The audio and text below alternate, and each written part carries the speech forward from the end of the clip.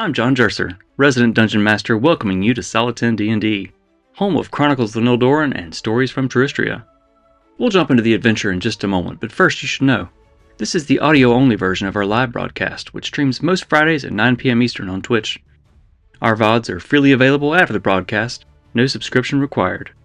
For past broadcasts, you can find the full story on YouTube. With that, gather your snacks, settle in, and let's get into the story.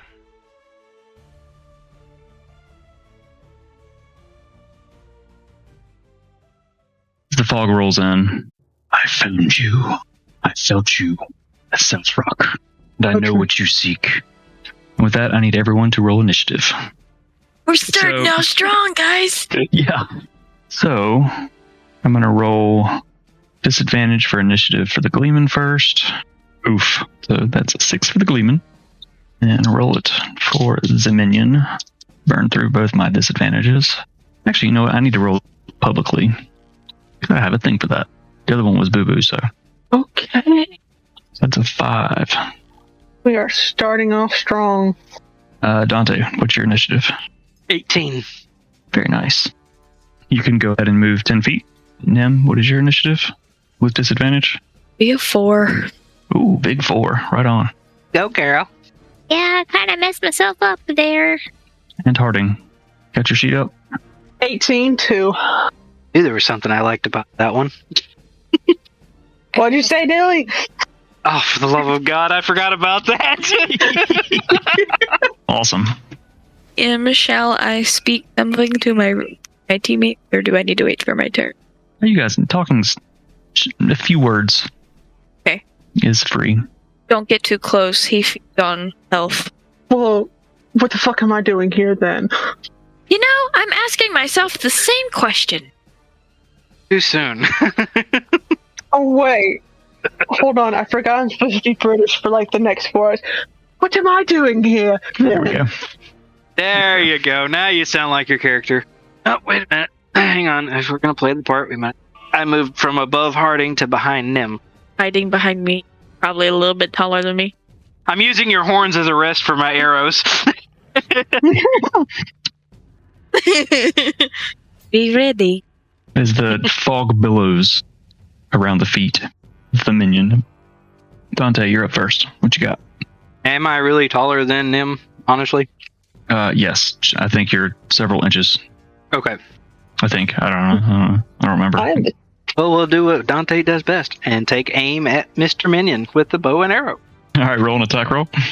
All right, here we go. And that is a plus 11, 18. We'll hit. Yay! It hasn't taken any damage yet, so I don't think you get that additional damage bonus.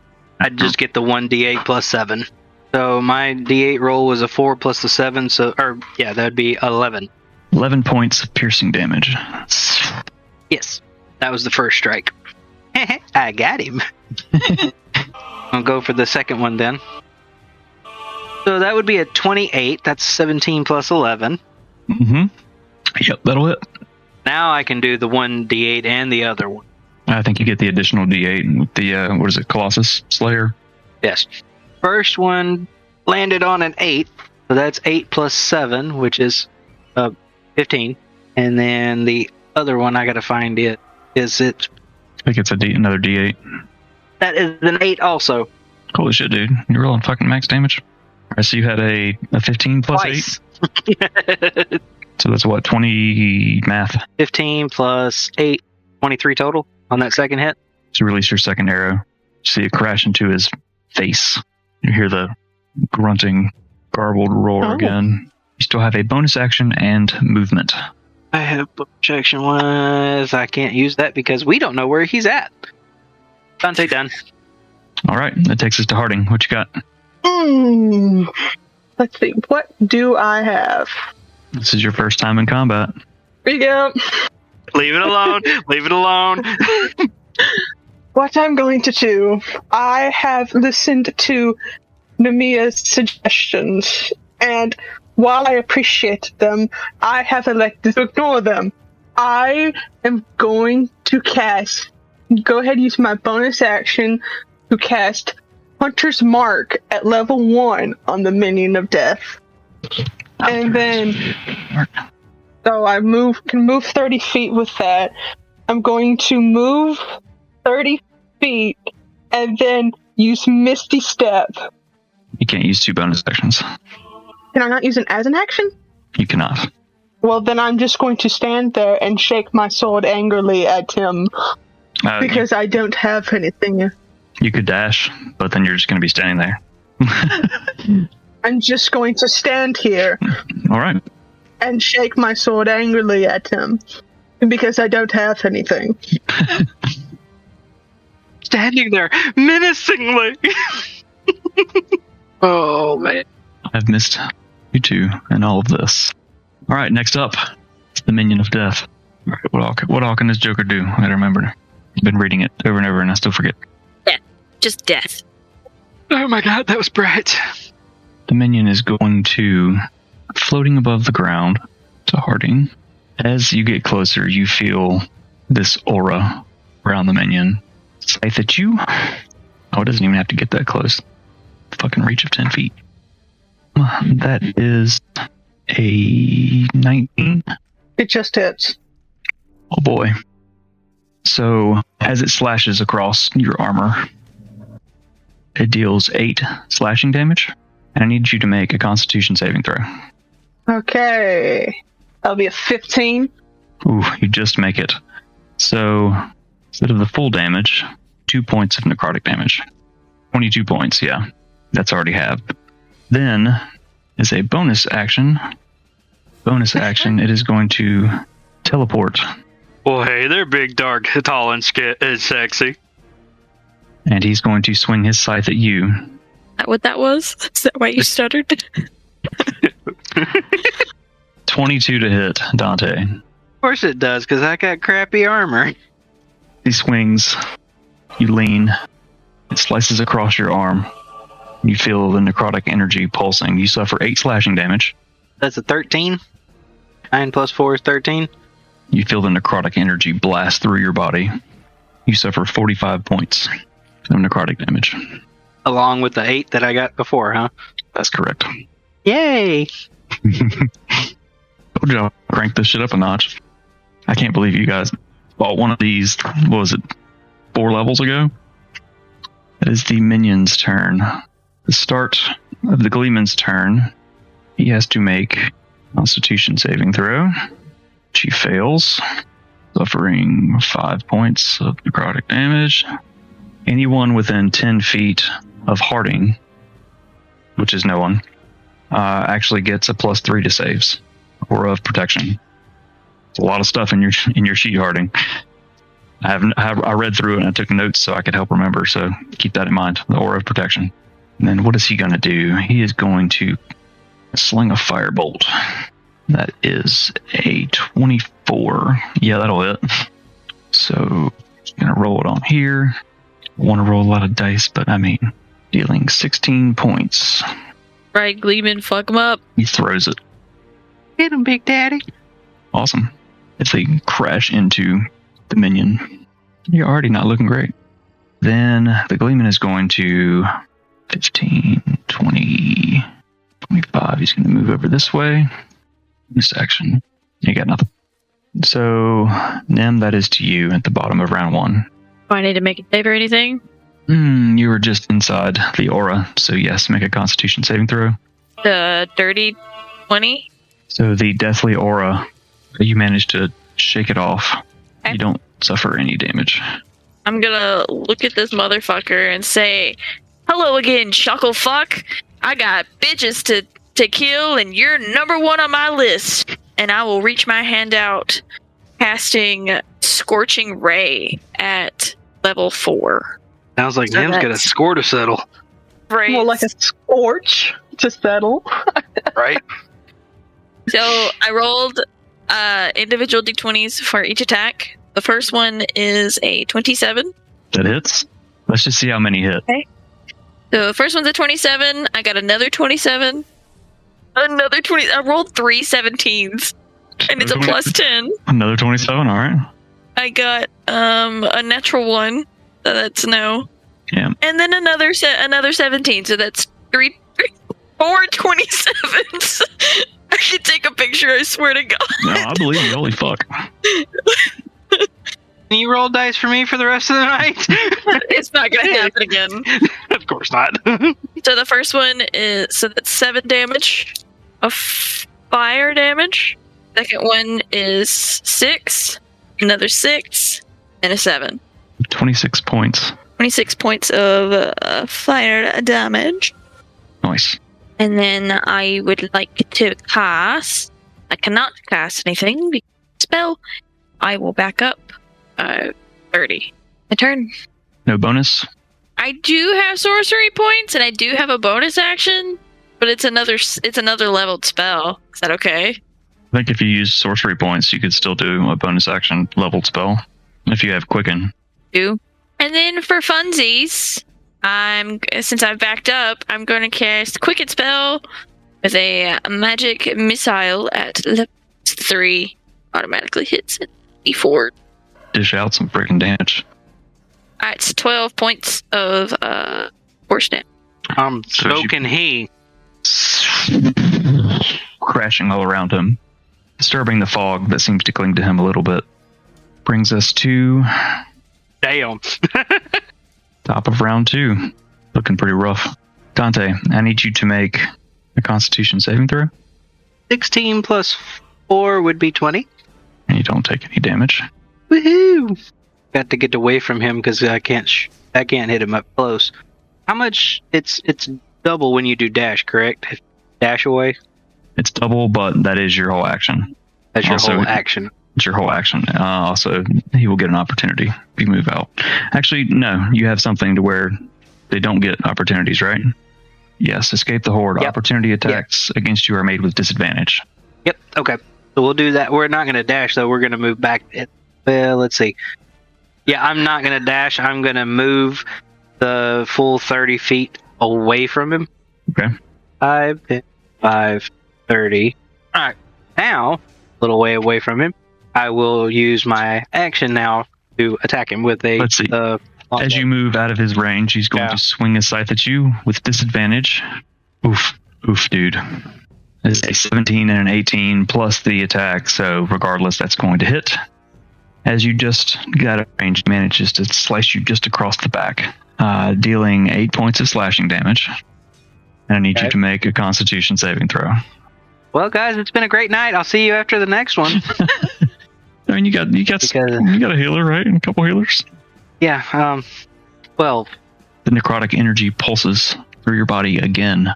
You suffer 45 points of damage. Dante is dead. Unconscious. Knock the fuck out. Had 42 left. So you probably only, because he has a reach of 10. Is it too late for him to use his lot? Well, I guess it is, but I mean, we can roll it back if you want to use a little luck. Up to you. Yeah. Don't worry, I got it. Okay, so we'll put this back at 42. Down here and grab my luck chart. All right. So now I'm rolling for the Constitution saving throw. That one was worse. It's a 7. Yeah. As a reaction, wait. Hang on. Screw it. If Dante's going to do it, we're going to do it big. I'm going to use another luck point and do it again.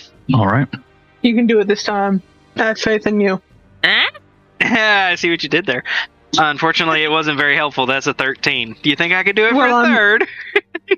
I'm not very helpful, so I don't. It worked out. We're going for the third. We're going for the big topper.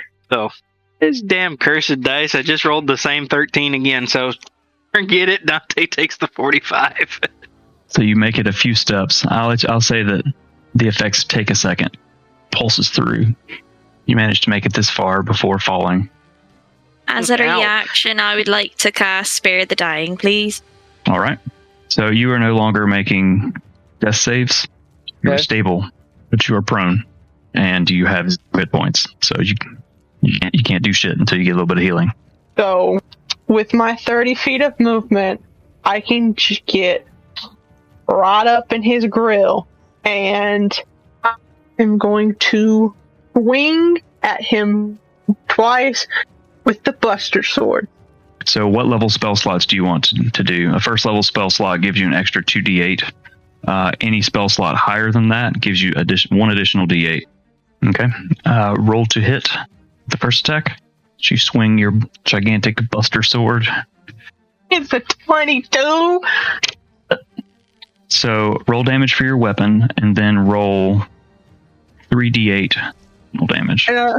I also have Hunter's Mark on him. That is a 3d8 and a 1d6. Plus the actual weapons damage as well. 2d6 plus 6. Oh my god. This is so much dice. 3d8, 1d6. 3d6 plus 3d8 plus 6. Total. Okay, let me do this one at a time. This is too much brain power. Okay, so that's 16 smite damage. Okay. That's the 3d8. Yes. That is 14. And all of that plus 6. 36. So it's actually 38 plus... Oh my god, my brain. Freaking doing math. It never fails. So as your gigantic buster sword is infused with radiant energy, glowing brightly, you swing it down at the Minion of Death, dealing 52 points of damage. Hold on. And that was only the first attack. You still had another one. I rolled an 18 plus 10 for that second attack. I'm going to swing my sword with my wrist. Just I'm going to say, batter up, swing it to the flat side, stalk his noggin into, and then I'm going to say, now enter Harding and slam it into where his neck hole would be so it shatters. The radiant energy diffuses through his body. He explodes into a cloud, gray mist and ash. And he's gone. Fog settles to the ground and dissipates. Help! You're not awake. Nim's gonna run over to Dante. He's taking a little nap. Involuntary nap. Just taking a little nap. Healing word at level 2. That's gonna be 7 points of healing to you, sir. Ow. That guy was obliterated. Yes, I was. Hey, I thought that was Harding's line for that, but I took that pretty hard. I hurt like hell. I'm going to swing the sword again, all cool and then slap it on my forearm and just kind of shing it off before sheathing it and go, well, that was fun. Does anyone happen to have any... Oh, wait. I have healing. That's a big one, though. I can touch you, just not like that. By all means. Just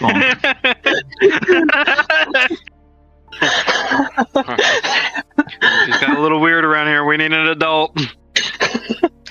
Dante, you are an adult. Well, then y'all are all screwed. Have you met me? I have a greater healing potion, but I would like to save it. Oh, sure. Yeah, no problem. Just, my arm's hanging off here just because. Are you still laying on the ground? Yeah. You're gonna milk this all for all that it's worth, aren't you? Father, help. Oh, wait. Never mind. Sorry, he's not here right now. Help. I guess I'll use my potion of minor healing then. Don't feel bad, Dilly. I don't have a dad either. Okay, before we go any further, it's Dante. Freaking Dante, you get Nim right. I'm Dante. Get it right. Nim's gonna flick her hair over her shoulder, and it's because I'm me. Or 7. 7. Yeah, okay. Sorry, I can't math.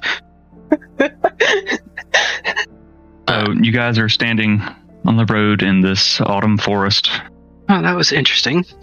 Nim is going to put a hand on... Are you still on the ground, Dante, or did you stand? I'm still on the ground. Hit me like one of your French girls, Nim. French girl. It's French. I'll tell you when you're older. Anyway, you gonna help me up or just leave me here all day? I am like holding my hand out. Okay, thanks. I'm up now. As he grabs my hand for me to pull him up, I will use 3 points of Bastionavois on him. So what that is you get 3 d8s that you can expend at any time to reduce damage. And you have it until the next long rest. Okay, got it. Everything alright, DM? Yeah. What you guys doing? Alrighty then, I get to walk ahead of everybody. I don't want to see that. Dante has experience with that. DM's gonna walk away. Looking at him, he would. I don't doubt it. What the fluff? Fluff? What the... Never mind. Ugh. Fluff, are you a closeted furry? Keep walking. We're not getting into that. So do you guys want to take a short rest before you continue, or do you just want to continue on? It's the beginning of the day, so Harding would know that it's probably going to take all of today and probably the majority of the next day's morning to where you're going. Can we take a quick breather before we continue on this journey? Some of us are a little winded. We sure can, Dengay. For the love of... I have an arrow with your damn name on it one day. I'm going to put that over there. Dim is going to say Mechanus and change her look just slightly, just to put a hood on her jacket. She has like a Percy like overcoat kind of thing going on. Mm-hmm. She's gonna make a deep hood. Aren't you looking fancy? Your face falls into shadow beneath it. All right, so you guys hang out for 20 or 30 minutes, patching up your wounds and shaking off all of the bad vibes and necrotic energy that's pulsed through most of you. Roll your hit dice. Chat about anything before you leave? Do you just kind of stare off into the woods at the sky? Dim, in a very brooding manner, is leaning against a tree, hiding inside your dark hood. Yep. This is the leader? Who are you talking to? You. Oh, She okay. went and knocked off to that tree. This is the leader, correct? Yeah. Quite the charmer he is. It grows on you. A very welcoming group. It was like being hugged by what you thought was a very hairy woman, but it was just a cactus. Yes. Yeah. I can hear them, right? I don't know, can you? Yay, I don't hurt so bad. Gonna say, if I can, I know that I was against a tree. I'd like to try to get behind Harding as she's talking about hugging a cactus. If I can, for a little bit. All right, so let's use the map for this, just to kind of get a lay of the land, just for you guys. See how it goes. I kind of moved you around a little bit, so you walked under the dead tree. Okay. And also make sure you show everybody. Yeah, this is just for y'all. Just to help with the narration. Like you guys can roleplay this. The Gleeman is also standing against the tree, but on the other side, closer to the road, as he normally is, with his arms crossed, and he's smoking his pipe, kind of just watching you guys, not really saying much. Tim's gonna come up to one side of Harding and take her tail and tap Harding on the other shoulder and be like, "You have no idea how prickly it can be, darling." Hi. Roll a persuasion check. Harding IRL experienced the mushroom in a chip form. I'm just waiting. Said persuasion? Or deception. Let's go deception, as you're tapping her on the wrong shoulder. See if she actually will look. I think I rolled 2 9s. Harding, roll a perception check. Ow. 13. 13. 13. What'd you roll, Harding? I also rolled a 13. So you can decide how you want to play that since it tied. If you want to, she taps you on the wrong shoulder before she says something. So I noticed this. Yes. I'm going to see the hooded figure out of the corner of my eye, and in all my big, muscly, 7-foot glory, I'm going to spin around, grab Nim, and throw her on my shoulder. Can I resist this at all? Make it like a champ. Both of you roll athletics or acrobatics, depending. Whichever one you want. Which dice do I use? New one. I'm just kind of leaning back like, I want to see where this goes, but... Yo, Gleeman, you got a smoke? You hold that as both. I rolled a 12, but my athletics modifier is a +8, so I have a dirty 20. Rolled a 5. Nothing you can do, Nim. And you are now on Harding's shoulder. Way up in the air, actually. How's the weather up there? We'll work on your brooding and your stealth. And I'm just gonna walk on. Im's gonna try to. She's like wiggling and like hitting. Harding, you got a prickly cactus on your shoulder there, don't you? Ha ha ha. I sure do. I'm gonna start singing the something about chopping down that tree. And I chop that sumbitch down. The Timberman song. Mm-hmm. Written by Einar Strum. So then there's not much you can do. You are sufficiently grappled. It has gotten to the point where she is like kind of like Fiona, where she's just like. In my head, I feel like you pulled out a book. And you're kind of just sitting there. This is my life. She probably at some point pulled out her notebook and is trying. Hey, Nim, it looks like you're along for the ride this time. Aha! You're making your way while all this is happening now. Right. Making my way. Making my way to the next town. Not walking at all because I'm getting carried. I said you should feel privileged. You're getting carried. You don't have to walk. You're not exerting your energy. I mean, Nim hasn't said anything. This is just me saying that. No, that's what I'm saying. Height and strength way too much. At some point, Nim's like holding it down. The day passes. I don't know. And I? Please put me down. There we go. And I'll like gently set her to the ground and let's just like brush her shoulders off. And we'll tug the hood off and just keep walking in the direction. I'm gonna look to the Gleeman and Dante. I'm gonna. Me and the Gleeman are like, are we like walking behind them or what? Yes, Harding kind of just took off down the road since she is the one leading this expedition, since she knows where the hell you're going. The two of you are following behind at a pretty brisk pace. Both of you can clearly see Nim's face. What's going on? Yeah, you can't see her when her hood's on, but Harding reaches and yanks that bitch off. So Gleeman, you know this crazy chaotic character? A long time, matter of fact, and she hasn't gotten any better. It's always the same. I hate to say it as much as I miss Reed, but the way she picks on Nim, this is gonna be fun. Nim is walking much like a begrudged teen.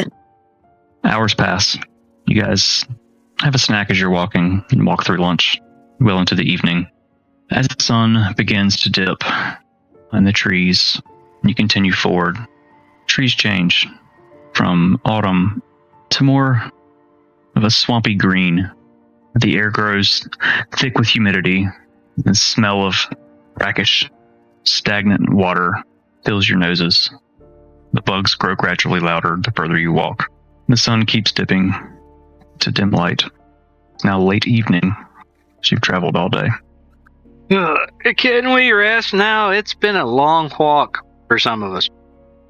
Can you help me find a spot to rob the cottage?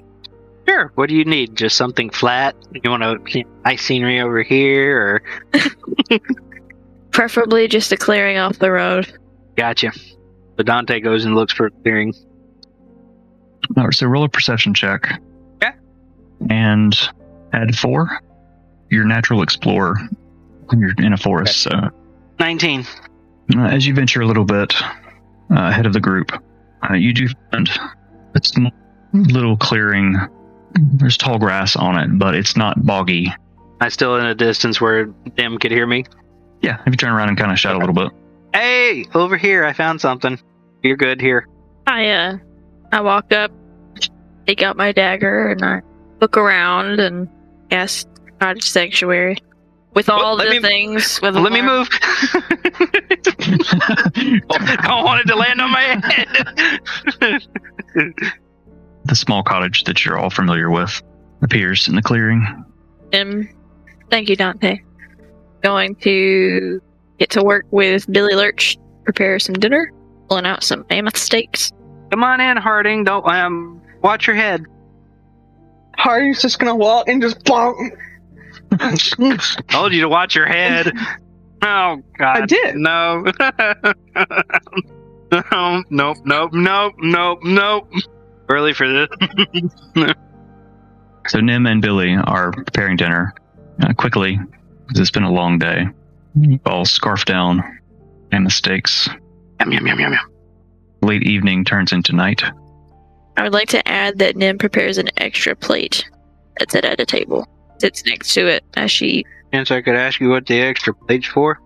For Reed. Just in case, okay? Yeah. She's small. She could be here. Hey, Nim, we'll leave the light on for her. Yeah. Dante, as you say that, you hear a weird buzzing sound in your ear. Ooh, I'm good. Just weird feeling in my ear. Ugh. Tickled a little bit. Cleaned out your ears recently? Ha. I can't hear you. Why'd you laugh? I don't know. Something wrong, boy? The buzzing continues, and it turns into a voice. You know why I did this. I was cruel to you. There's a long pause, and you hear a sniff. To her, my path demands solitude. Forgive me if we are to meet again. How dare you? Didn't she? You got paler. Is her cooking that bad? I thought it was rather good. No, Tharding, it's not the cooking. I swear I could hear something in my ear. Well, yes, it's the sound of the man who's not really there cleaning. No, it was a familiar voice, I think. Well, you're hearing voices now. Okay. Nim's gonna take her bowl or her plate and take it and clean it. Yeah, okay, so yeah, Nim, I am hearing voice. But you're not gonna like it. Okay. It wasn't Mom and Dad this time. Nim's like washing her plate. Okay. So I kinda just heard Reed talking to me. Nim doesn't say anything, she just nods her head. Care to know what she said? As you ask that to Nim, Nim's going to slam the plate down the counter. And she's going to turn and be like, well, she meant for me to hear it. She would have said it to me. Nim's going to walk outside. Go stand on the porch. Dante's gonna walk out behind her and look, I know you don't want to hear it. I'm going to stick my head out the door because I'm nosy. Ruining the moment.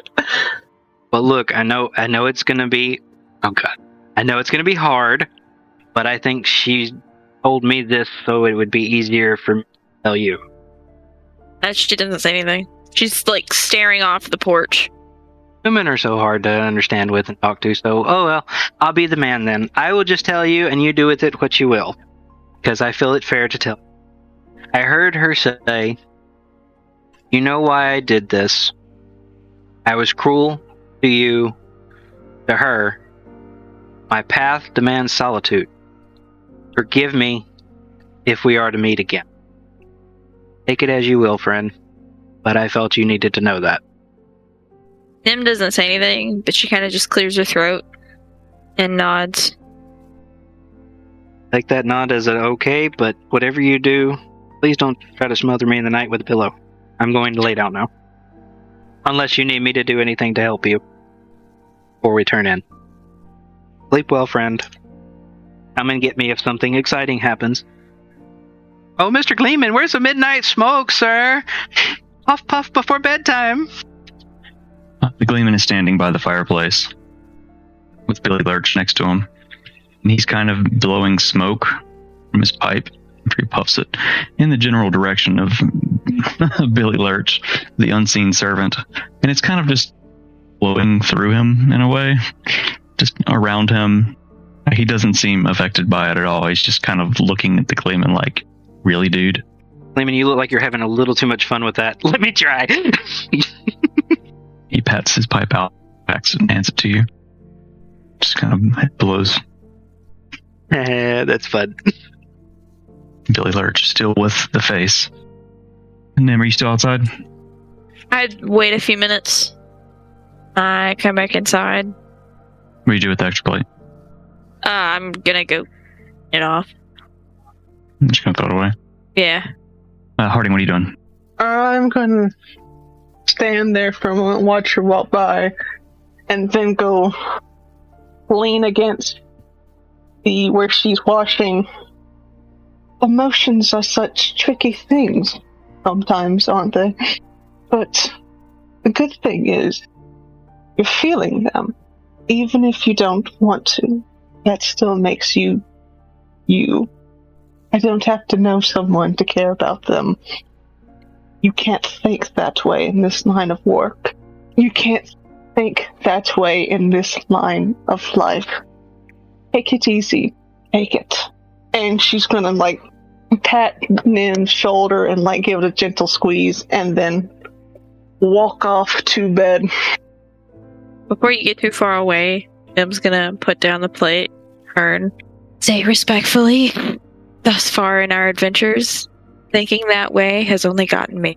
Everyone else is left except Dante. And the Gleeman. I'm sorry. The Gleeman, at the sound of his name, he looks to each of you and he says, "We've known each other for some time now. Some of us longer than others. I think it's time you call me by my actual name. Your name's not Uncle? And not by my stage name. I like calling you Old Fluffy. That's not my stage name. Tell me it ain't Sparkle either. The Gleeman is my stage name. My name is actually Thomas Massine. My friends call me Tom. I'm still gonna call you Uncle. That's fine, Harding. Do you have a preference? Call him Papa Tom. No. I will still answer to the Gleeman. Just know that my name is Tom. It's always been Tom. Well, like I've told you this before, but things happen. Yeah, I don't think I knew, but okay. Sorry, Sir Tom. I've died since then. A couple times, it would seem. Seems to be a running gag. Yeah, it ain't so easy, is it? Just took a nap, you're fine. As Dante looks like still has scars and shit on him, like, this looks fine? Before Nim walked away, Harding's gonna grab her arm, and at her last comment, she's gonna lean in and let her voice get more serious for once. The thing about being hurt is that you know you're still alive. Don't want to feel anything? Fine. You become everything you've been running from when you do that. Deep. Aggressive therapy. What the fuck is going on? She lays so that she can see out the window. I'm pointing at my screen like you guys can see what I'm seeing. Windows 98 like or 11? She's laying so that she can watch. Are there like lightning bugs outside? We're in a bog. Well, So yeah, I'm just gonna watch the lightning bugs from where she is. I see small little pulsing lights every now and then outside, floating by the window. It's like Harding also crawled into bed, the opposite side of the room. Top bunk. Bottom, because I'm going to slot my legs through like the bedpost so they're hanging off. I'm gonna just take my the top part of my armor off and like just totally starfish flaking out. Not like that. And she's just gonna it's just immediate snoring. I'm on the top bunk. Okay, I'm also on the top bunk. Over one from you. It's not too loud, but Dante, I don't know what perception you have, but you probably noticed that Nim is sobbing. Stares out the window. Yeah, you want me to roll, Mr. DM? No, I think your passive perception is high enough that you'd be aware of this. And like I can hear like Harding snoring from over there, and I can hear Nim sobbing. I can try to like cheer her up, be like, "Hey, Nim, that snoring, definitely gonna have to get used to that now." Look at you, some earplugs. I didn't. Never mind. I could probably get used. Doesn't feel the same in here. But at least you and I have each other. Because I ain't ever go. No, I lay down and I take out my tome and put it across my chest and hug it like so. Kind of like holding it. Nim, are you going to actually sleep tonight? Gonna try. Been a long day. Feeling it. I'll let you dictate what happened. So it takes a while. I bet you managed to cry yourself to sleep. Even above the sounds of Harding snoring in the opposite corner. And now the Gleeman is also snoring in his bottom bunk. The other corner, they're almost snoring in harmony. It's just a cacophonous noise. Dante snorts every now and then in his sleep, but doesn't snore. As you all drift off to sleep. As you sleep, Dante, a radiant golden light floats through your mind. You feel your tome's power stirring softly, exploring your memories. And you feel it roiling at the coming conflicts. It knows where you're going and what you're trying to do. The light begins to dance. It takes shape in your mind. The shape of a radiant golden compass appears. It's emblazoned on the cover of the tome. The light is calming. It slowly drifts away, leaving you with a sense of direction. So, you've gained the feat Gilded Path, if you want to read through that. The rest of the night passes uneventfully. You all wake. The sunlight filters early dawn through the windows. Dante lied. As you all wake, Billy Lurch is already moving about. Everyone take a long rest. Billy Lurch has just finished preparing a meager breakfast for all of you. Tom stirs, groggily walks over to the table, sits down and begins eating. Morning, sunshine. I'll never get used to mornings. This is better than camping, though. This is called glamping. Alright, what are you guys doing? I was gonna hop down and find Snoring. food, too. As I'm walking and I hear her still snoring, it's like, do I need to wake another one? Okay, fine. We're ignoring Dante today. Fine. I'll play the good guy and go wake her up. Oh, Harding! Harding, wake up! Loud snore. Grab like a arrow out of my quiver just for kicks and giggles and poker. Hey, wake up! As soon as I feel the arrow poke me, my hand comes up, grabs the arrow, and just sets it up. Good morning! So you take the arrow, and you break it in your hand with all of your strength, and you toss it as you're sitting up. This all happens in one quick thing. You break it, and you bang your head, suffering 4 points of bludgeoning damage. First thing in the morning, Worth it. as you bang your forehead against the bottom of the top bunk. Actually, immediately just healing hand. Just go. Well, now that you're up, you're here to join us for breakfast. I mean, I'm not up. I'm still laying down. But sure. I'll make my way back over to the table, sit across from them because I'll sit in the corner. Nim. Okay, so you're wide awake and bushy-tailed. Harding's got a headache. Lehman is his normal health. One big happy family. God, I hate mornings. Finish eating off her bowl, and then go outside. And Menacingly. Just standing there. Menacingly. Woo. The Gleeman also goes outside. As will Dante as soon as he's done. the Gleeman does go outside. Yes. Everyone's outside now, right? You still never told Billy Lurch. He's kind of standing in the doorway as he's bound to the inside of the cabin. Nim's gonna look at him and be like, "Can you write?" I don't know what his intelligence is. Probably not. Body is off the porch. Bell the cottage. So you kind of just flip it with your knife. Cottage swirls, shrinks, disappears in a pop of magic. And Is then it pop in a human? tent. Nim is going to say mechanist and change her bit to be a little bit more airy. But still a hood. Get a hoodie with the sleeves cut off and still have the hood. Yeah. Tied in the front. All right, Harding, you're leading this expedition, so I'm strolling. To take off after Harding. Gleeman also trudges along. Dante behind. Here we go again. On the road again. You venture deeper into the swamp, following Harding's lead. Got it, Harding. The path is rough. It looks as if the water occasionally washes over it, leaving behind small stones and decaying plant matter, probably what adds to the stench.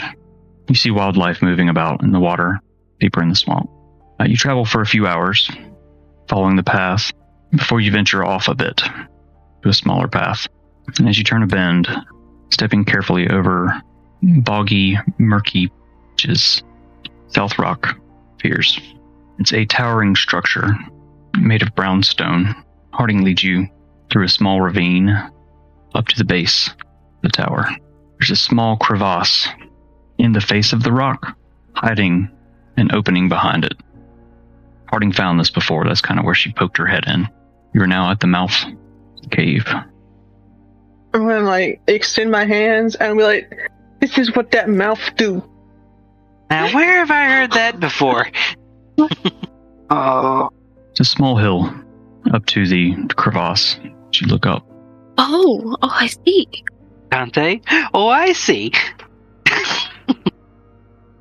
What you guys like to do? Deb just looks at Harding and just... Harding will bow dramatically and approach the exit. Entrance. Technically, an exit. The front door or the back door? Before Nim follows, she's gonna turn to Dante and pat him on the shoulder. And she's gonna say, get ready. And she's gonna do the Bastion of Law thing again, because I forgot. Long rest, but it's the same three. I got it still written down. Get ready? What do you think I'm gonna do?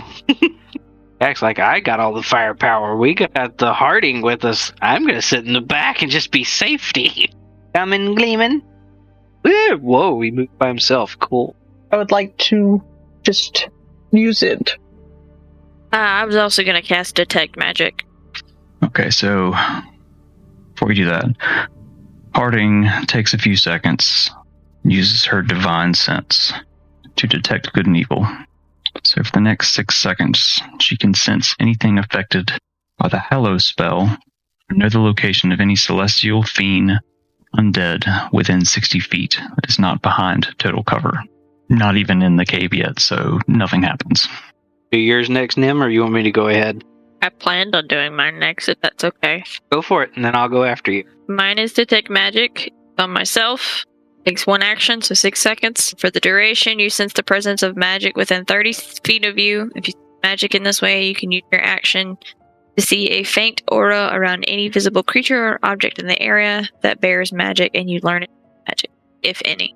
It can penetrate most barriers, but it is blocked by 1 foot of stone, 1 inch of common metal, thin sheet of lead, 3 feet of wood. And it's 30 feet around me, and it moves me for 10 minutes. The spell, you sense the bright points of Harding and the Gleeman, and a softer light from Dante as well. But beyond that, you don't sense anything else. Feel anything, Nim? Sense that way? Yes, you guys. Can you feel it now, Mr. Krabs? Well, if you don't feel anything here, I'll hold on to mine then. Essentially did the same thing I did, or was going to do. Now we continue. As you guys move in, Voices! I love picking things. Oh wait, I know the way. actually no, you didn't go in the cave. You just peeked your head in the outside. I lied. This is as far as I got, but I knew the way in. The Gleeman kind of shakes his head, and all of you experience a very strange feeling. It's almost like a warm hug. It's a sense of having everything that you need and not wanting for anything. As the Gleeman shakes his head, he mutters under his breath, I have a bad feeling about this. Let's go. Yeah, okay. So where are we going then? This is as far as Harding got. Before you stands 2 paths. If you continue on, you see a path this way, and you can see a little bit into this path. Say anything down the paths? What I have uncovered is about as far as you can see from where you're standing. Dante can't see anything. Is it dark? As you step, you have the light behind you, but it is Nim and Harding. You guys are pushing full darkness. It's still dim in the little alcove here, but as you pass that last border, it turns to pitch blackness. Nim's gonna tell her moth, light up a little brocade moth. It's dim. It lights up your hand in front of your face, but it doesn't help you much beyond that. They can see where your head is as it flutters around. Does it say it casts light further than that? I don't remember. It emits a faint glow, casting a subtle light in a radius around its owner's head that no one else can see unless the owner allows. I allow them. So all of you see this soft light begin fluttering around Nim's head, so she's easily identifiable in this pitch darkness. I mean, if you have dark vision, you can see kind of the gray, shades of gray, the rest of her, but where the moth is fluttering, you can see the colors in her hair and the color of her skin. I don't know if wolves have dark vision. I feel like they would, or should. I would feel like it would or should, but in the readout of it, I can't. It doesn't say it has keen hearing and smell, but I don't see anything for. I think I'm gonna rule it, and I'll add it to your sheet. That your wolf does have dark vision. 30 feet. Just better than none. And as Dante hears Harding say, "Can Dante see in the dark?" No, I can't, but I know something that can. Grab my necklace and go all woofy boy on it. Woofy boy. He is a furry. Congratulations, Diana, on coming out. Dante's gonna kind of lower his head a little bit and kind of growl, kind of like a bear. Harding's gonna lean down. Good puppy, and like. No. No, we are not petting the Dante. I got real scared for a second. I was like, oh no. You saw a dire wolf and like, wait, where'd that come from? we kind of lost my wolf token. I never updated it from the black when it turned to white, or gray rather. Rawr. Man, I kind of miss my wolf ears. Can you communicate in the wolf form? I don't think that you can. Wolf has advantage of wisdom. The pack tactics is all I have is just pack tactics. Don't see anything else in here. Nope. So you can no longer speak. But you can see in the dark. As you meow, it's very confusing. That helps the meows. Oh, great meow, wolf. The Gleeman, as he has before, when you traveled beneath the Monodurgs, casts a small wear-light. It's a red orb of light that seems to stick in the air above his head and follows him, casting red light within 10 feet in each direction. Because he also cannot see in the dark. He's a human. So he moves up behind Dante. Which way are you guys going? I was looking at Harding and I just said, Mademoiselle. Dante's looking at like a wolf form, like tilting head, like, Don't think I like your tone there. Let's go this way. If I can... There we go. Good lord.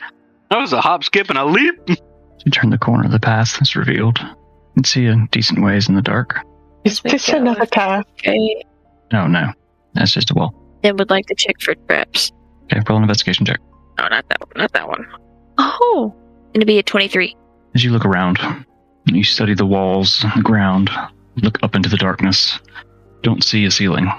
You don't see any traps. Nim's not gonna touch the wall at any point. As you continue forward, you see webs. Harding, you may want to stop. Oh no. You see webs across the path. I think with your line of sight, you can probably see deeper into this room, filled with webs, stretching everywhere. What you doing? I do believe there's spiders this way. Nim takes out she reaches into her bag and takes out a torch, and she lights it. Says, "Pardon me." Your pardon? Walk up and she take the torch to burn away some of the webs, holding it like far out, like elbow, like fully extended arm. Far out, man. So as you light these webs here, they burn away quickly, but they're not attached to the webs deeper in. as she walks, she's going to raise and lower the torch, getting as low as possible and then as high as possible to burn out as far out and in front of her as she can. Okay, you'll have to move forward to do that. Yeah. So as you move up to this next group of webs, you actually get a good see the rest of the room. And the Gleeman is still behind me, walking as I walk too. I'm staying back behind them. Yes, he is following behind you with the wear-light. Probably 8 foot just boulder that's in the room. As it burns up and over around it and into the center of the room, you hear a in front of you, appearing seemingly out of nowhere. It's a large spider. You hear answers to the scream. The flames burn these webs away. The others don't catch. Deeper in the room, as you see other spiders appear around the room. Oh no! Oh hell no! You have just a second to decide what you want to do. You can't cast anything or do anything. It's just you have to make your decision of what you want to do. Do you want to fight or do you want to run? Or do you want to prepare yourself? Wolfie Boy wants to run. Nim drops the torch and as fast as she can runs over Harding, as much as over Harding as she can. We're gonna Scooby-Doo this shit and just... So Nim, make an athletics check Oh gosh. as you try to leap around. That's not bad, 19! Manage to stick the landing as you leap around, kind of kicking off the wall, and begin running back up the pathway. I kind of want to like duck my wolf head down like underneath the Gleeman, like pick him up, like let's go, old man. Yeah, I mean, you can try if you want. Harding has GTFO too. Scoop underneath, so he's facing the wrong direction, like he's riding backwards. You a big wolf. Big bushy white eyebrows kind of raised like, fuck. You scoop him up. Come on. The wear-light above kind of bobbles along as you hear the creatures Dante thinks screaming. Dante thinks to himself, I said, sorry, old man, you're going to forgive me for this later, I promise. As they appear and disappear around the room, but they don't give chase. We do this shit. Guess we get like back around here and we kind of like stop, catch our breath. And Wolf Dante looks at Nim and kind of growls a little bit. Like, try better next time. Nim is going to cast Thaumaturgy, make her eyes glow. Is going to turn to Dante and bare her teeth and growl back. Oh, you show her your gur face. Yeah, this is my gur face. Gur. Aw, it's such a fluffy dog. He's so cute. Dante's gonna pick up a paw and like fold 4 paw pads in. Nim's just gonna turn and slowly start walking with my looking around. As you walk into this room, you see it's a very large room. You can't see ceiling in this room either. You hear something shuffling around. Running out of the darkness are several creatures. We're safe for us. The little creatures that run are basically legs and mouths and are screeching. They run towards you. And I take my Buster Sword and go, oh, they're like full, and like right up golf that shit. They're full on running at you. What is that? What is that? That's terrifying. Nim is going to, I guess her first instinct is to cast Firebolt. I don't know if she's necessarily aiming. So I need everyone to roll initiative. Crap. Where were you several minutes ago? Right here. I got a natural. I got 14. 7. Hold a 5 plus 2. And say they continued running. All right there. Now I'll switch back to the map. Up of round 1. Now what you got? I already said that I would have cast a Firebolt, the closest thing. So I guess I'm going to cast it. Oh, I guess at A. It's going to be a 25. It's 2d10. It's going to be 16 points of fire damage. So as the purple ball of energy flashes in your hand, the room ignites. Purple light as you fling it flies at this wretched thing of legs and teeth, slams into it, and it falls over dead on the ground. going to back up and kind of like nudge Harding and be like, "It's all you, boo. That's all you got? That's all I got." All right, next up is the Gleeman, who I guess he got off of Dante. Did he? Yes, I was going to say it, but we got sidetracked that I kind of like booted him off the back end, just put him back on the... Yep. Dante does that and knocks him on his ass. No. He lands, not gracefully, but he lands on his feet. And he is going to cast Magic Missile at level 1, targeting the remaining creatures. One per. That's a whopping 2 damage to each of them. His hand flies out, missiles. The noise echoes through the cave. That's all he is going to do. Cat fight and chat. That brings us to Harding. I am going to walk up to this one and just swing the Buster Sword into it. No radiant. Roll and attack. Roll with your sword. Okay. We got a 12 for the first one. 12 will not hit. As you swing, ducks. Sing. Flies over its head. We have an 18. And 18 will hit. Okay. 6 plus 6. That is a solid 10 damage. Solid 10 damage. So as you swing your sword, it slices across the creature and deep into its back. You notice it doesn't do as much damage as it should. But that's your 2 attacks. You still have probably a little bit of movement and a bonus action. For my bonus action, I am going to move back. And I'll save that spell slot. Before you move back, 2 of them get opportunity attacks against you. Advantage. D is going to jump out, bite at you. That is a 21 to hit. Yeah. As it jumps, circular mouth of teeth sink into your skin. The creature latches onto you. Latches on. It's kind of just hanging there. I'm afraid it's on my titty. Felt that in your left titty. Dead. So, D is attached to. C is going to also get an opportunity attack as you try to move away. And that is a dirty 20. So it deals another 6 points of piercing damage. So it's 12 total damage you've taken. Yeah. Wherever you move, they move with you. I think it takes an action to remove one of them. A full action. But you've already used your action to attack. You still have your movement. You can move wherever you're going to move. If you want to keep moving after these things jump. I'm shooting back. All right, so you moved about 25 feet up. What's your movement? 30, so you really can only move 5 feet back. So you really only move about right here. I have friends. All right, so these 2 guys are attached to you. Bonus action, anything else? No. All right. Now it's the creature's turns.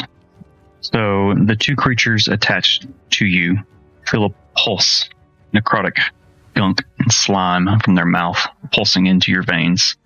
And you suffer another 12 total points of damage. The other one runs up to you and bites at you. That is a natural 20. So you suffer 12 points of piercing damage. And it also attaches to you. You've got 3 of these fucking things hanging off of you. That's all it can do. The other creature, more humanoid, the way it looks. Sharp pincers. Not really pincers, but almost spikes, limbs. Shambles forward. I'll say he actually kind of walks around the other things. And it's going to attack you with its arm spikes. Straight rolls, 2 attacks. That is a 23 and a 17. 23 hits, a 17 doesn't. The first one strikes out. One that follows pierces your shoulder, dealing 14 points of piercing damage. And that is all of their turns. Wolfie boy, you are up. All right. I will waddle my wolfy self up where Harding is at. Let's see. And I'll be right here. Like, how far up on Harding is C? We'll just say C. You're a large wolf, so unless she is really tall, it's probably just above your head. You may need to rear back just a little bit, but Okay. All right. So I will get on Harding's side here next to where D is and kind of like rear up a little bit and try to bite at. okay. Roll a bite attack with advantage because of pack tactics. 14 plus 5 is 19. Yeah, we'll go with the first one at the 19 because that was a 1 on the second roll. Okay, that'll hit. Right, so now it's says hit and 2d6 plus 3. Okay, so that's 9 plus 3 is 12. So take 12 piercing damage. And it says if the target is a creature, it must succeed on a DC 13 strength saving throw or be knocked prone. Since it's currently attached, I don't think it can be knocked prone, since it's not on the ground. So as your maw opens and bites into this creature, clamp down, and it stops moving, and it falls to the ground dead. I'm gonna use the rest, some more of my movement, go right next to where I can see. Round 2. Nem, what have you got? I am going to take out my dagger and use it to cast a chromatic orb at level 1 at L. I am going to thunder damage or lightning, I guess. Oh, that is a 26 to hit.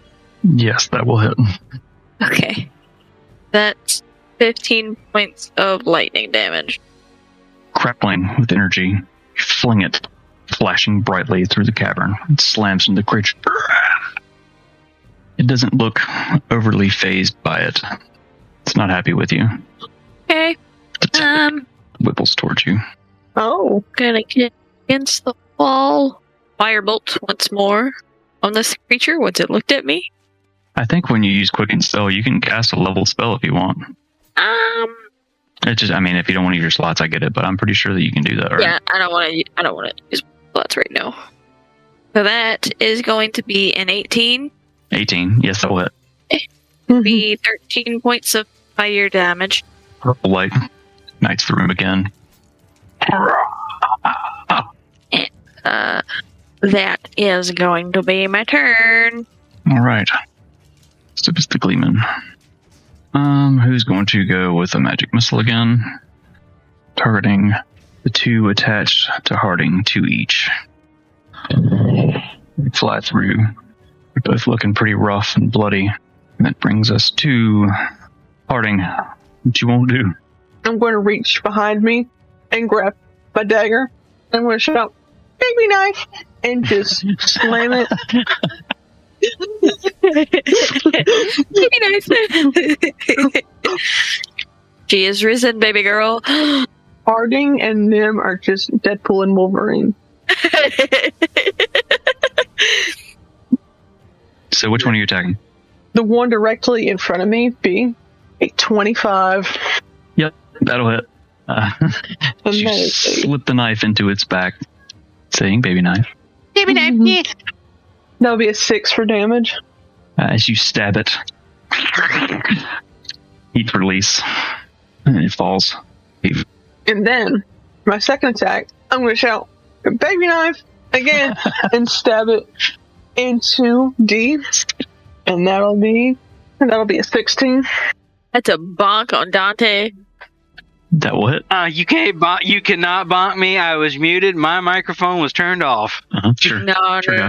You're okay. That's another 6. It also falls to the ground dead. That is your attack action. You still have your bonus and some movement. I'm going to cast... Wait, no, never mind. That's an action. Never mind. I got nothing. Wait. I'm going to Misty Step. There's so much. And I am going to shoot back here. That's going to be... Mist begins to crawl up from the floor and shroud you. You disappear and reappear to Nem. Of course, leave Wolfie Boy by himself. Why did I know that you would say that? It was more like a what the fuck? So next up is I'm the only guy standing. He's going to run full speed at Nem. He's going to embrace I beg your pardon? Embrace you. That is a 17. It. He's gonna give you a big old hug with his hand. As each of the arm spikes stab into you, you suffer 25 points of piercing damage. Okay. You are also frightened. Can I use a reaction if I'm frightened? I can use a reaction, right? Depends on what the reaction is. Hellish Rebuke. Range area 60 feet. The frightened condition says you have a disadvantage on ability checks and attack rolls. While the source of fear is within line of sight, you cannot willingly move closer to your source of fear. When you're grappled, your speed becomes 0. I don't see why you couldn't hellishly rebuke. He has to make a dexterity 7. So, as this happens, Nim's gonna scream and kind of point at him, and it's gonna be fire. It's gonna be 14 points of fire damage. As you point and the purple fire blasts out, it slams into his chest. You see him kind of recoil a bit, and energy pulses through the spikes in you and into your brain, and you suffer 18 points of psychic damage. Okay. Okie dokie. I think that's all it's got. Brings us back to Dante. You look over and you see this thing stab several pointy limbs into Nim, and her fire flash, and both of them kind of, the creature, and she, Dante's a little scared now because he's afraid that if he hits this, it's gonna hurt Nim. Oh well, sorry, Nim. I kind of walk. Thing had like a bite move where you can pick it and throw it across the room. Your wolf will become more advanced the more you use it. That's why I'm using it. I need to use it. The whole purpose of it. I'm trying to kind of bite it off of him. I can. Are you trying to break the grapple? Yes. I think it's supposed to be opposing athletics. Get your hands off my Nim. I mean, you could try. You'd have to actually use some movement as well. Yeah, at least 5 feet. You've got the movement left. All right, so make a strength check. 13 plus 3 is 16. It rolled an 18. So as you try to pull it, you do manage to pull it back 5 or so feet, but Nim comes with. So that was your action. Yep. That's all I can do. I have no bonus action. All right, that brings us to the top. Nim, you are grappled and frightened. You can try to escape. I doubt that I'll be able to. I'm gonna take my dagger, and I'm still screaming at this point, like crying, screaming, losing her shit.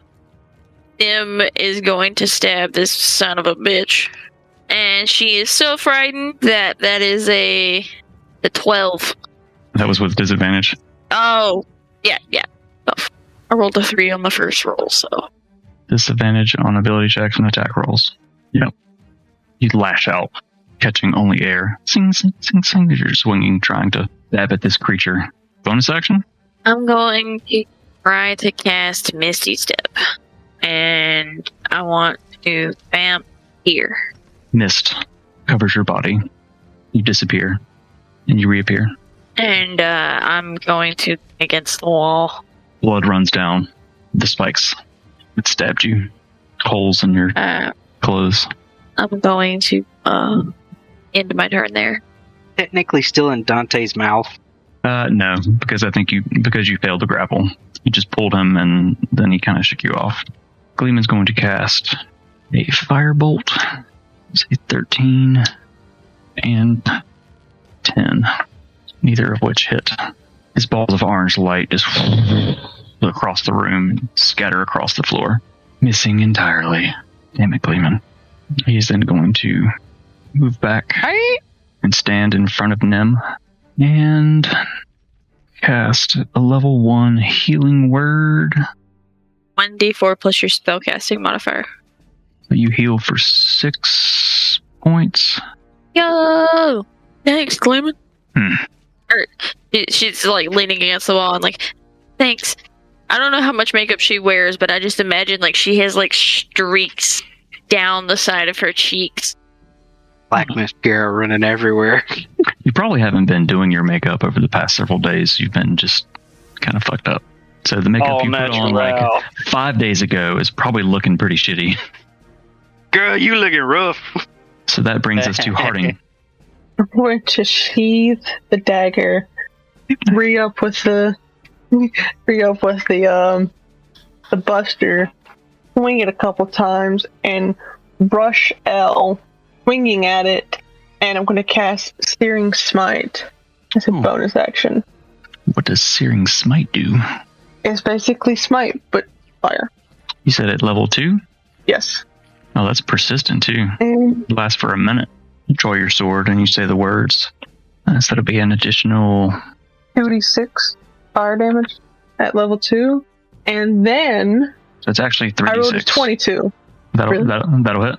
Okay. So the initial damage is 2d6 at level 1. At level 2, you get an additional d6. That's 3d6 fire damage in addition to your weapon. 2d6 plus 3. Okay, let's do that one first. The base damage with just Buster Sword is 11. Plus 6, so 17. It slides across. The blade itself doesn't seem to do much damage. And then the 3d6 of fire damage. It's a solid 10. The flames are crackling along the blade as it slices, ignite, and burn across the creature, dealing a solid 10 points of damage. There's more to that. And he is on fire, causes the target to ignite in flames. So as the blade drags across, really penetrating, the cavern lights up as this creature is on fire. At the start of each of his turns until the spell ends, it must make a Constitution saving throw. On a fail, it takes more damage. On a success, the spell ends. Alright. So is my Searing Smite only on the Buster Sword? No, I think the fire itself actually transfers from your sword to the creature when it ignites it. And at the beginning of each of its turn, it has to make a save. If it fails, it takes 1d6 fire damage. On a success, the spell ends. Okay. I'm going to... So that was only one attack and your bonus action. You still have another attack. Can I switch to my dagger? Yes, but you can't sheath your sword. You have to drop it. Okay. I'll just drop the sword and go, hey, knife, and just plunge it into it. Screaming. Roll an attack. And that's a 25 to hit. It'll hit.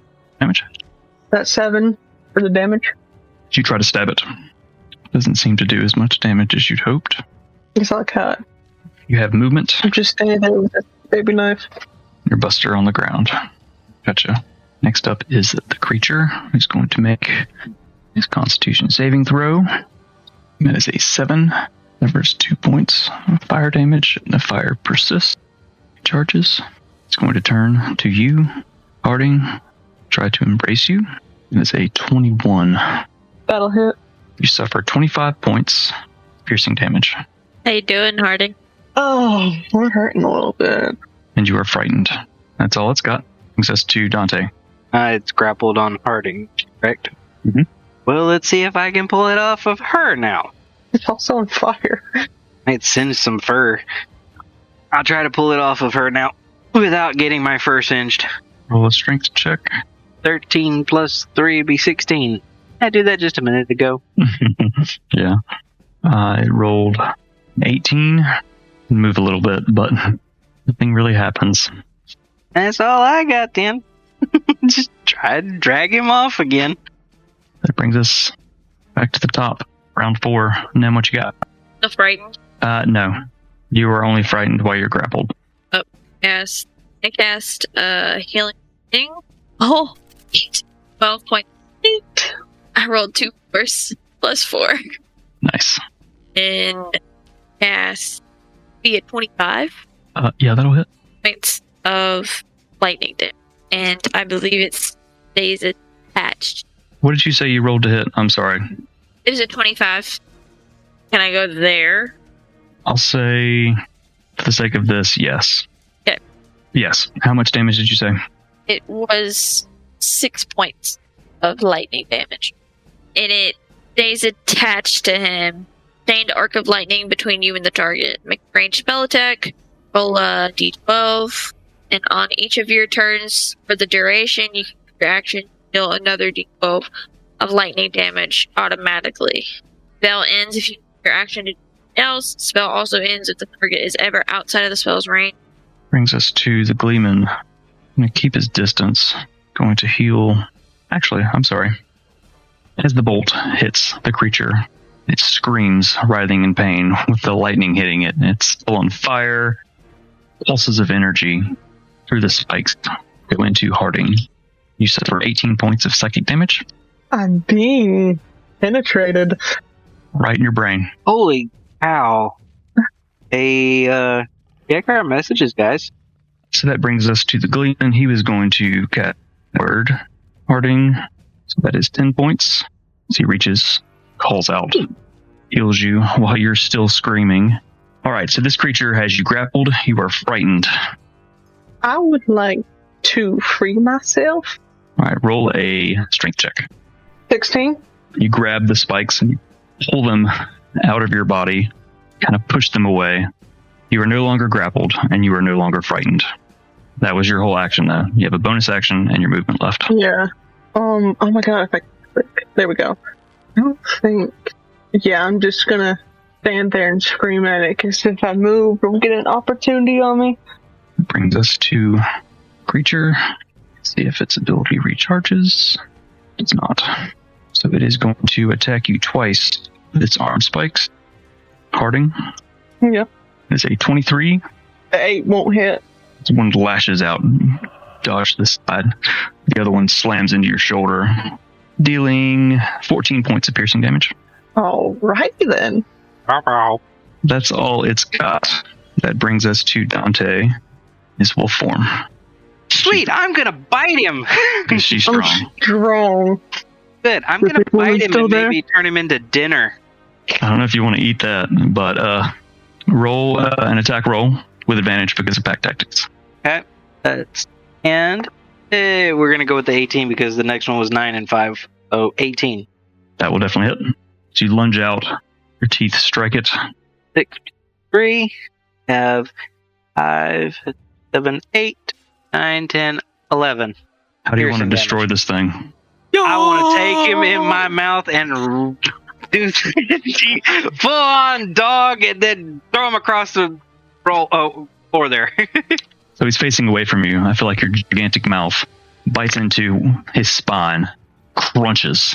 He just kind of falls limp in your mouth, and you just begin shaking him, slamming him to the ground. His dead body over onto the ground over here. With Nim and Harding standing right there, I'm going to look at both of them, kind of like sit up, put my paws up, and go, "Who's a good boy?" Harding is just going to just drop to her knees and just like trying to catch her breath. I can find my D8s. It's so dark in here. I know I'm going to have to turn on a light here in a minute, too. I can barely see in here. Yeah, 14. Everyone. Oh, nice. I just kind of get like a warm feeling, like a hug. You want a cookie? Like a good pat on the head. You have vanquished the monstrosities that charged at you. For you guys, I'll unhide where the dead bodies are. I don't think there's any reason to show the map. For this one, we can just stick with the lovely visual. Got going. Oh, that's the wrong person. Walking over. Yeah. So you're going to use your dagger? I am. Right on. All right, so make a survival check. This is gonna be bad. Oh, okay. I rolled a 13. You managed to cut. You have to cut surprisingly deep into the gums of this creature to get to the root of the tooth. It takes you several minutes to do it, but you manage to cut around it. The sickening, sucking noise. It pops out of its mouth. Just one? Yes, just one. Do you want to look at it or anything? Or you're just going to stuff it in your bag? I'm gonna take a quick glance at it, and then I'm gonna stuff it into my bag of clothing. Okay, roll an investigation check. It'll be a 23. So as you study it, and just with all the general knowledge you've collected of your life, you turn it in your hands, and you can tell it's definitely not from this realm. I'm going to say you've probably heard horror stories, I guess, about creatures similar to these. Oh. And you remember that the legs and teeth, the smaller ones that you just took the tooth from, it's called a wretched Sorrow Sworn, excuse me. Okay. Right. M's going to, done taking the tooth, she's going to kick it away. I walk over here, stab this dead body with my dagger. You stab it. The long, spike-like arms kind of jump. You almost pee a little. I stab it one more time and then walk over. Arms jump Walk again. over here. Joy. The Gleeman steps forward and kind of looks down. Kind of rolls one of the creatures over with his feet. I told you I had a bad feeling about this. But we must press on. He follows, and his red wear light is still floating above his head. M's gonna start being like super paranoid. Kind of looking around at everything, make sure traps hiding. Roll a perception check as you kind of look around frantically. Perception.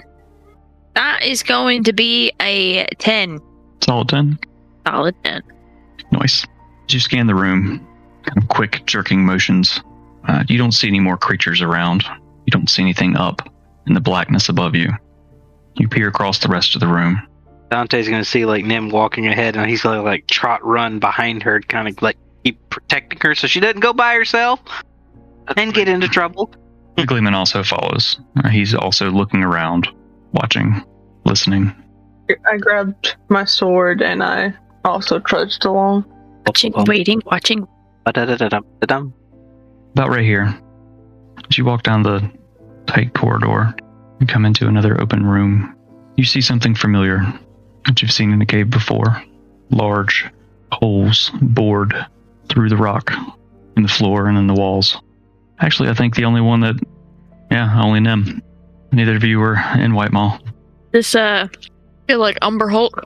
Not Umber Hulk. Roll an intelligence check, since you can't actually remember. Oh. Intelligence? Yeah, to see if you remember. It'd be an 11. Good thing I set that low. It was Umber Hulk. Umber Hulk. Part of your trouble in remembering that's what they were is its gaze. It makes you forget. M is going to kind of back up into Dante. She's going to... Right into his nose. Excuse me. Nim's going to turn and she's going to whisper as low as possible. Be like, there are going creatures, not look at their eyes. Will turn to stone. That's a basilisk. Well, she doesn't know. Just don't look in their eyes. Because she didn't look. Who looked? Did we? I don't know. Don't remember. It's been so long ago. White Maw was so long ago. He stared it down every single time he attacked. Because he did not care. Tim's gonna look up to Harding and the Gleeman and be like, don't look in these eyes. If there's a creature, do not look it in the eyes. Fair enough. Dante's gonna hear this and kind of like cock his head, be like, huh? Wait. How long are my ears? Kind of like take my ears and fold them over my eyes. You could probably do that. Yeah, there you go. Just kind of like fold them over my eyes and like... M is going to keep her eyes forward. They walk into the room, holding her dagger in her hand. You slowly stalk into the room. The wall next to you begins to rumble, and the floor, ground in front of you begins to rumble. Going to look up and away. Guess she's just gonna prepare a slice attack. Slice. Wait. Creatures burst out of the floor, the wall, and rush you. So even though you were expecting it, they're going to swipe at you. This fellow, that is a 26. Yeah, that hits. It's going to rake claws across your side, dealing 9 points slashing damage. The other one is it's also going to swing his claws. That's a 17. It hits. Both sides, you get swiped. It's another 9 points of slashing damage. I don't need everyone to roll initiative. Oh boy. Another natural 20. Oh boy. 7. That would be a 17. Gleeman also rolled a natural 20. He'll be up first, and he's been hanging back his wear light. So before combat begins, Dante, go ahead and move your 10 feet. And I move over here in this corner. Okay. You have to clearly tell me at the beginning of your turn if you are averting your gaze. Your gaze will stay averted until the end of your turn, at which you have to tell me again at the beginning each turn. Yep. So as you kind of use your hearing and your smell, you move forward. The Gleeman, who is still way far back, he is out of range. The confusing gaze. And you guys are all grouped up. Classic tight situation. Let me just throw a fireball at it. He's going to cast a 4th level magic missile. He's going to split it between them. He rolled max damage. So 4 times. It's 12 damage. His 3 missiles streak out and crash. To each of them, he's going to take 1 step forward. Don't forget that you guys have inspiration too. The blessings of the beagle. Blessings. That's all he's going to do now. So next up, Nem, what you got? I am going to. I'm like keeping my eyes averted, Okay. and I am slicing with my dagger. All right. Roll an attack roll with your blade Disadvantage? at disadvantage. Aw, dang it! That would have been so good. The 26 to hit. 26 to hit. Yeah, roll a 17 plus 9. That was with disadvantage. The other one was a natural 20. Holy shit. Okay, so I'm gonna name this guy A. I forgot to name these fellows. So how much? That will definitely hit. Is going to be 7 points. I forgot to do psychic damage last time, so I did this time. Yeah, I forgot about that too. And that's gonna be 7 points of psychic damage. As you blindly swinging your dagger around, you manage to rake it across the chitinous chest of the Umber Hulk. Him is going to risk it and turn around and run. So I'm pretty sure you're going to get 2 opportunity attacks as they swing their claws at you. That one is a 15. 15 misses. And that one is a 17. 17 hits. So as you move past the second one, rakes its claws across you, dealing 9 points of slashing damage. All right, so that's action movement. Get a bonus action? That's it? That's it. All right, Dante in wolf form. What you got? My eyes still averted, covered with my ears. And I'm going to bite out in front of me and hope to grab one and bite it back. I'm aiming for B, basically. You can smell it as a wolf, so you got a pretty good idea where it is. So you lunge out, biting at it. Roll an attack roll for your bite. At just regular roll. You don't have pack tactics on this one. No friends. So I rolled a 20 plus my 5, so that'd be 25. Was that a crit? You rolled a natural 20? Yes, I did. First natural 20. Fuck yeah, dude. All right, so that's a critical hit. So what the damage dice for that is 2d6 plus what? 2d6 plus 3. All right, so roll 2d6 and add 3. That's 4 plus 3 is 7. 7. 15. Now add 15 to the 7. So that's 22. I need a calculator. Hold on. Yes, 22. So as you blindly lash out, heading towards this smelly giant bug, you manage to wrap your jaws around its leg. You hear its exoskeleton racking as you deal 22 points of piercing damage. All right, you gonna stand there? Is that all you got? What you want to do? I'll stay there. Brings us to the Umber Hulks. Cannon fodder. You alright over there, Harding? Yeah, It's going to run at Harding. I'm just waiting. Just waiting. And it's going to multi-attack. It's going to swipe twice with its claws. That is an 18 Misses. and a 17, which will also miss. Then it's going to lower its head and try to grab you with its mandibles. Well, not grab you, but slash you with them. And that is a 27. Yeah. And so as the mandibles close, pulls back, slashing your already beat up arms, dealing 14 points of slashing damage. Oh my god. Here's a question. Did it walk right by me to get to her? Or away from... A different one. I was saying that. It wasn't near you. It's not close enough. It's out of your range. That's that one's turn. The other one is going to turn. After roaring about its leg being cracked open, it's going to lash out. Dante, multi-attack, 2 claw attacks. That is a 19. Hit. And yeah, that one will hit too. That's 22. So it slashes one after the other. Suffer 18 points of slashing damage. And it grabs at you with its mandibles to slash. That's a natural 1. You hear them clack together right over your head. Kind of wince, ducking from the claw attacks. That brings us to Harding. What you got? I'm pissed that I got sliced. Going to take the Buster Sword out, swing it a couple of times, and just sword in the stone it. Reverse. Shink. Alright, so roll an attack roll with your big old sword. Ooh, 27. Yep, that'll do it. And that's 2d6 plus Actually, 6. did you roll that with disadvantage? No. You need to. No, Dante, you never probably mind. should have rolled your bite with disadvantage too. I don't know if you did. If your gaze 26. yeah, that'll still hit. Alright, so go ahead and roll your damage. Yeah, if you're averting your gaze, you have to roll your attacks with disadvantage. 16 points. Stab your giant sword. This creature. I'm actually going to call this piercing damage. I know it's a slashing weapon, but that's piercing damage because you're stabbing. That's your first attack. I'm going to do it again. Still with your eyes closed. to get an 18 18 will just hit. with disadvantage.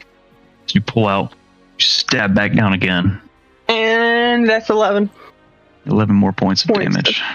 Alright, you still have your bonus action and movement. Bats cheap per hit. The darkness. I'm just gonna just take it out and just splash it on my little forearm armor. Hear the shing. Ding. Very nice. Like, look at me. Alright, that brings us back to the top. Round 2. Gleeman is going to fling out a firebolt at each of them. He is still out of right. Nope, he is not. He would be smart enough that he would avert his gaze. So the first one would be a 16, which won't hit. Second one, solid 10 plus. Yep, that'll hit. So he flings the second one. No, actually, he can't see the second one. So he's going to sling it at the first one. So that is the orange fire. Disappears off into the darkness. The second one, blindly throwing these bolts of fire. The second one collides the creature. Wait, balls of fire. Then, as a bonus action, he is going to... Oh, he's got his bardic inspiration. You guys are already inspired. Alright, that brings us to Nim. What you got? Walk past Harding and take another stab. Blindly waving your dagger around. A terrifying way to fight. That's going to be a 19. That will hit. Okay. You feel your blade catch, drag across. 9 points of piercing and 5 points of psychic. So as you blindly drive your hawk, you see the psychic waves pulse out, and it grabs its head with its claws, and the psychic damage breaks its brain, screams, and falls to the ground dead. And going to go this way and stand next to Dante, that little in moral support, and I will end my turn. All right. That brings us to Dante in your wolfy boy form. What you got? Still with my gaze averted, and as I can still smell him, I'm going to try to biteth him againeth. All right, so make an attack roll with your bite at disadvantage. Yep. 5 is 18. So I rolled a 13 twice, which is 18 both times. 18 will just hit. Woo. So you lunge out again, roughly the same direction you did this last time. Your jaws wrap around, bite down with your teeth. So 2d6, I rolled 2 5s, plus my 3 would be 13 total. Piercing. Feel his leg crack even further as you bit in exactly the same spot. Yummy. All right, that brings us back. You gonna move against? Nope, I'm good. I got my moral support beside me. Yeah, actually, so you didn't have to roll that at disadvantage. Since you had the pack tactics, it would just be a straight roll. But it was you rolled 2 13s anyway, so that's cool. Thank you, Nim, for the support. Or, I mean, bark, bark, bark, bark, bark, bark, wolf. Wolf. Oh, wolf. Wolf. Wolf. The creature. Well, I mean, I am hurt a little bit, so I kind of like have one paw up, and I'm like... Creature pissed at you as its leg is now thoroughly cracked. It's gonna multi-attack you again, swiping with both of its claws.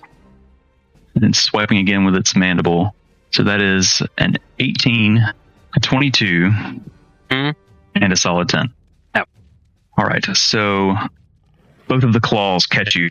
He swipes across the top of your head and across your back, dealing a total of 18 points of slashing damage. Holy cow. That's what I got left. You got 1 hit point? Wow. I mean, when you run hit points as a wolf, you just turn back into Dante, so. Yeah, I know, but still, that's, wow, pretty freaking close. Pretty freaking close. This creature's hurt, but not too hurt. Brings us to Harding. Alright. And I'm gonna run up on this thing, averting my gaze, and I'm gonna stab it. Pretty much. Alright. So, disadvantage. That first attack is a 25 with disadvantage. Yeah, that will hit. Blindly run forward. You pretty much run into it because you're blindly running. Pull your sword back, just stab into it. That is 17 points of damage. You hear its carapace crack. You slam your blade into it. And then we're just gonna do that again. You pull it out.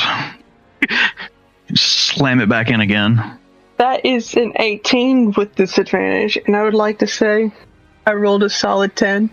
And so far, second set of damage. 14. Slam it back in. Pull it out. Sink. Your signature cleaning blade move. Bonus action movement? That was my movement, and I don't have anything for bonus action. Bring us back to Gleeman, who is going to, once again, can he see? Move a step this way. He is out of range. Eyeballs. Fling a firebolt. 2 at it. Oop. Both of them fly wide. The orange balls of energy appear. It's not even a disadvantage. And they fly past the creature and crash into the stone wall behind. Put his glasses on. It gets dark. Go home, Uncle. You're drunk. I wish. Oh.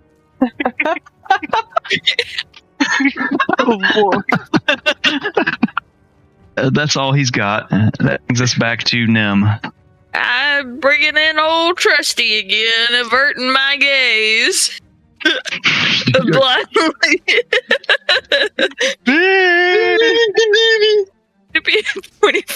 Holy shit, guys. Yeah, that'll hit. That's 6 points of piercing with 6 points of striking. So how do you want to murder this thing with your dagger? Thank God. Such a weird thing for you since you're spellcaster and you're blindly waving your... I think Nim is based on some recent events. Nim's, once she finds where it's at, she's just gonna keep stabbing. Finds flesh. And then so it goes from like a front stab where she like spins it and starts jamming that thing. You hear the creature. Somebody is letting out some aggression. You kind of hear in its scream the "oh fuck!" Like you flip the knife and keep stabbing. All of its innards become its outards. It stops screaming and falls to the ground. Holy shit, guys! Nim's face is like contorted and angry. You're probably also covered in like mud brown Umber Hulk blood. You stink. You smell like a bug. It's just unstoppable bug. Dim is like heavy breathing. And like her eyes are like I would say that her eyes are kind of slightly glowing from building it, and it's causing psychic damage. And her face is like contorted and angry, heavy breathing, and she just when she stops, she's like staring at this bug, and then walk away. That's okay, because Dante's gonna sit there and go, cool, lick his wounds. That shit hurt. Poor wolf, man. The Gleeman kind of walks up and steps around, pulling his cloak up and something drags through the guts. Kind of pats Harding on the shoulder as he walks past. Oh, Dante as well. He pats Dante and then kind of pats Harding. My ears perk up. You see him reach for his pipe. Then he thinks better of it and he puts it away. Boy, not good to be unleashing this smell. He steps up behind him and he puts his hand on your shoulder. Are you okay? Em is still heavy breathing. She just looks at him, kind of breaks into a smile. She's fine. I'm fine. Roll a deception check. Guys. I'm fine. Everything's fine. I'm fine. This is not fine. I'm not fine at all. Fuck everything. Yeah, the deception. It's going to be a dirty 20. Ooh. You see his large white mustache. It kind of sticks his lips out. You say so. And she's gonna wipe some of the duck off of her face. Shall we continue? Yes, let's carry on. Question. Lehman's orb light still around him? Yes. I'm going to say at this point, Nim, your spell that you cast when you walked in probably has dropped. Was it concentration? It's probably long since dropped then. Before we continue on, Dante's going to walk up behind the Gleeman, and like in a flash, you're going to see him like revert back to human self. First thing he says when he gets back up, like brushes his hands, I am not putting my paws in that shit. I'm gonna poke at the corpse of the bug with the tip of my sword and go, and just sheath it and follow. As you continue through, you come to a crossroads again. Em is kind of trying to, having just told the Gleeman that she's fine, she's kind of trying to overplay it. So she places her hands on her hips. She looks both ways. And she turns to the Gleeman and be like, which way do you think we should go? She would have asked Dante, but I mean... He's right behind the Gleeman, actually. Yeah, so. I'll tell you what. Much better. I just turn around to the group. Just so happened that behind me. The Gleeman's going to step around after you ask. Going to kind of sniff the air one way and sniff the air the other way. Well... Shallow minds? The air smells worse this way. I imagine we're going towards what's worse. So, I suppose we should go this way. Magic man. Oh, I like it. Funny words, magic man. Down the path, as far as you can see. He knows Dante can't see either. Nope. Dante can't see shit. Again, you come to a room. The crossroads. Okay, I'm gonna say if you peer completely around the corner, you'll be able to see all the way down. As you peer around in the darkness, you see a hole in the floor. From where you're standing, meta, you can't see the steps, but you can see a hole. There's a hole. You're trying to be sneaky? I'm trying to be... Sorry. I am too. I'm gonna try. Anyone who wants to be quiet. Mm-hmm. I mean, it's not going to matter. You have red light, but as far as sound goes. Oh. Well, that was my first one for the group. What'd you guys roll? 4? Solid. Solid 10 plus 7, so it'd be 17. 17. I have disadvantage, but I rolled a 16 and a 17. And it's plus 1, so 17. You guys are rolling pretty well tonight. We rolled a 15. No, I'm sorry, a 17. You guys are kind of quiet. Not Nim. It's a group roll. Since you're all moving together, it's kind of an average of all of them. She drops the average a lot. So you're kind of quiet, but every now and then someone scuffs a foot or armor jingles or jiggles. The sound of Nim's angst. Nim can't stop sighing. All right. Nim is doing like the cheesy, like sneaky movie thing where she's like going from one side and then like jumping, like running to the other. Oh, he's got his own theme music. Oh, Lord. As you continue forward. Whoa. I did it. I finally did it. Everything go dark. Talk about a jump scare. I can see everything. Everything went bright. Flashbang. All right, so that's where you are. We can work the other parts out. Continue forward. You feel your feet hit water. Oh, no. Water. Nim's getting back up. As you do, ripples move across the water.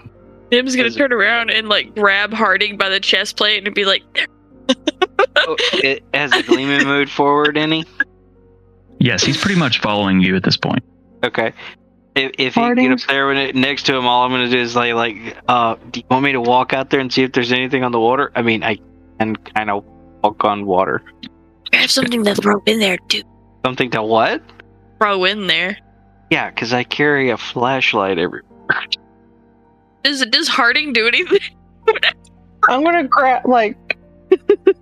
bring my hands up and place them on Nim's shoulders. I'm like, quite observant. Yes, you doing guys. terrific. Can I walk out on the water and grab a rock and go? Plunk? As you guys are discussing this, larger ripples run across the water. Something very large moves beneath it towards the sound you are all making. I don't think we need to be here. I'm going to pick Nim up by her shoulders and I'm just going to start walking backwards. She's latched onto my plate. You have 20 seconds to make a move. Timer started. That's what I'm doing. 5, 4, 3. I'm moving back with them. Yep, we're moving back. Let's go find out what's in the hole. The hole looks better. Any hole is a goal. Got it. Just as you move, as you get back to where you came from, the Gleeman actually pushes past, like, no, fuck that, guys. Oh, hell no. You hear a roar, What is that? followed by another roar, followed by 3 more roars, as whatever was under the water is big and angry. It's coming after you. You have a head start. Yeah, no. Nim is grabbing Harding and fucking skedaddling. Like, down the hole we go. All right, my first hole jump. Woohoo! As you guys get to the lip of the hole, you notice there are stairs leading down. Broken, but there are enough stairs to make it.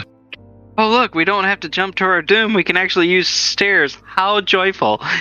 Take the first step. From behind you, you hear the roar. Actually, it's 5 roars. As heads, long necks, lunge down this tiny hallway at you. Can't reach you. Can't fit. It's roaring and scrabbling at you. I kind of want to stay and shoot it with an arrow now. If it can't get to us. No! Like, Nim gets in front of Dante and he's like, hey, I kind of want to shoot at it. And she grabs him by the neck. No! Nim takes off down the stairs. Harding is following suit. It is full on, like, Scooby-Doo running sound. The Gleeman grabs Hey, Gleeman, Dante do you by wanna- the shoulder. Come on, let's go. No. Buzzkill. Okay, fine. He squeezes your shoulder and he asks, "You don't fuck with a Hydra." And he walks away.